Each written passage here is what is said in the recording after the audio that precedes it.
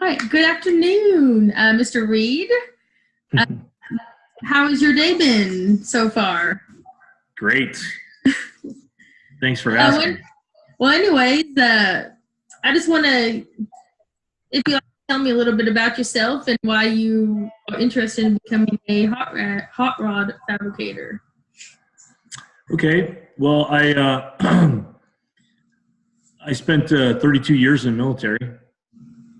I've been a hot rod enthusiast for my whole life, basically, but I was never really in a good position to explore fabrication or building hot rods while I was in the military. Focused on other things and moving around and such. But after I got out, I decided that I wanted to take all that knowledge and enthusiasm and apply it to training, and eventually involved in hot rod building. So that's Oh, interesting. Um, so why do you think you would be good at this job if I would hire you? well. I don't know if you had a chance to look at the link I sent you with my build thread, but Mhm.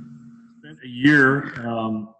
First, I spent a year going to a motorcycle mechanics school, and the basics of motorcycle mechanics, and then I spent a year in four different schools at the Hot Rod Institute, where I learned how to do hot rod fabrication with my 1957 Cadillac project car.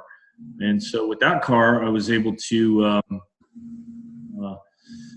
learn and apply the skills of chassis fabrication, heavy metal welding, body fabrication, sheet metal manipulation and repair, power and performance, where I rebuilt the entire drivetrain in the car and the brake system, and then also upholstery, where I did the entire custom upholstery in the car. So I think that the skills that I learned, combined with my experience, my ability to pay attention to detail that I learned in the military, put me in a really good position to start out in the hot rod fabrication world. Oh, that's awesome. Uh, so, I mean, would you consider yourself to have a weakness? And if like you do, like what was it? If how would you overcome it? I guess I should say. Well, really, uh, my personal view is that knowing your weaknesses is a strength, and so uh, my weakness is I tend to focus on details, and I tend to be very focused on attention to detail, and so in actual fact, it's a plus in the hot rod fabrication world. Military teaches you to be obsessive about detail. Uh, I was a jump master, and in that role, I was responsible for making sure that all the paratroopers had their gear on correctly before exiting the aircraft. And that was a life and death situation where attention to detail was important, and that skill and that obsession for attention to detail, uh, in some situations is a weakness, but in this role, it would be a strength. All right. Um, now, we're just about weaknesses. Do you have any particular more strengths that you would like me to know, or anything to do with the job, maybe, or something like that? Well, one particular strength in the hot rod world is when I was a kid, I spent a lot of time focused on on repair manuals and magazines, car magazines specifically. So in the old motors manuals, you'll remember that in the front of them, they would have a picture of the front of the vehicle, and so I can basically identify much every vehicle that was built from 1929 to 1975, even if I see a little corner of it. So I would say that that's a strength. I know the various marks and the engines and the details of the vehicles because I've studied it over time and as an enthusiast. And I think that knowing the vehicles and what we're working with is absolutely a particular strength. Oh, that's awesome. So out of curiosity, why did you want to apply for this job? Well, because Customs and Hot Rods of Andice won the Riddler Award a couple of years ago, and I've been following your work, and it's an amazing organization. I love your vision and philosophy, and I'm absolutely enthusiastic about the opportunity to work. So when I saw a position open, Awesome. Well, we would love to have someone like you.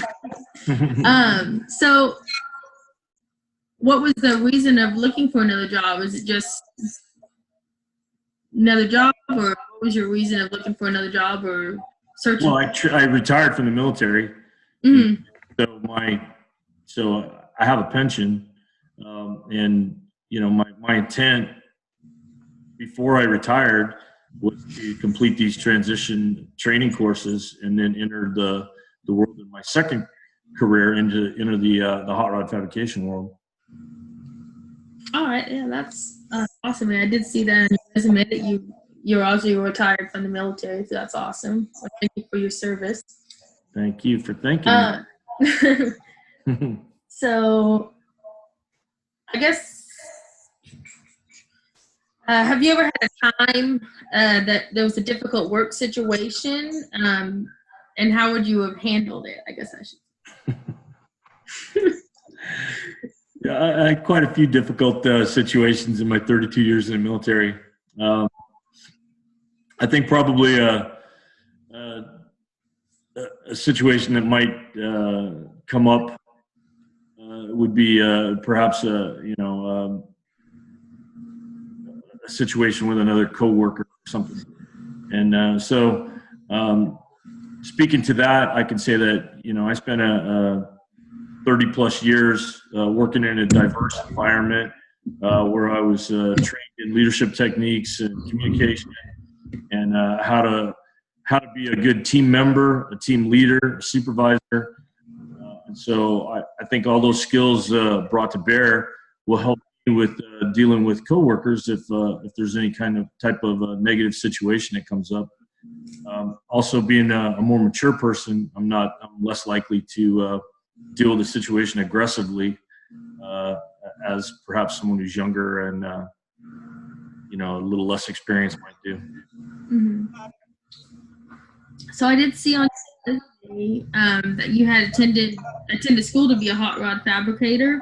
What did you learn from your schooling, and how would you think that would fit in with the company and everything? Well, it's direct application. Everything that we learned was, there was a classroom period of instruction and then practical application on the vehicles. A great deal over the year that I spent in the class, and the year prior in motorcycle mechanic school. I learned a lot of theory as well that has great application in the hot rod fab world. So, it absolutely has direct application and has prepared me well for an entry-level position. And then I'm fully prepared to see how well I fit in the company and what roles I. Oh, awesome.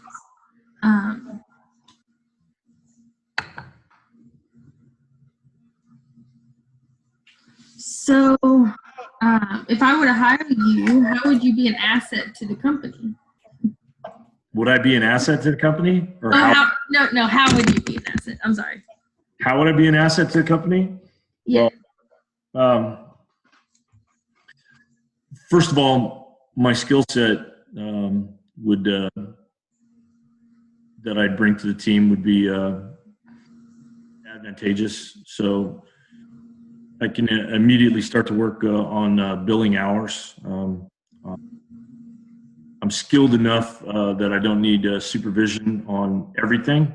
There's things that I have to learn, but I can work without active supervision I'm mature. I have a good work ethic. I'm loyal, dedicated, drug-free, and ready to go. Awesome. That's what I would look for in a future employee. So what would be, I guess I should say, what would be maybe salary requirements or something that you would, I guess the minimum that you would like to? Well, I'm fully prepared to discuss salary requirements, and I feel that you know, the industry standard is a great point to start. Okay. All right. Let's see. Is there some kind of, do you have any goals or anything you set yourself for the future or anything like that? You know, I'd love to build incredible vehicles that bring great joy and happiness to people. Oh, awesome. All right. So tell me about something that maybe sets you apart from the other from other applicants, or and basically why should I hire you?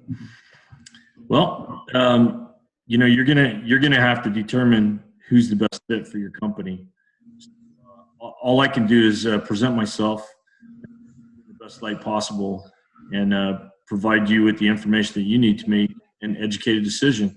I think that, you know, we've already covered a lot of my strengths, and I think that you can probably use the information we've already discussed to make an educated decision on whether or not I'd be a good fit for you.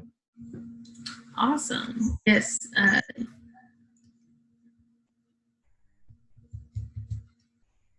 Well, do you have any questions for me, Mr. Reed? Yeah, the main question that I have is, do you feel that I'm a good fit for the company? So based on your resume and everything and your interview questions, I have listened to you. I really do. You will be fit in really well here, and we will hopefully let you know something here in the next couple days. That sounds wonderful. I appreciate it. Thanks very much for your time. All right, you as well. You have a great day. Thanks.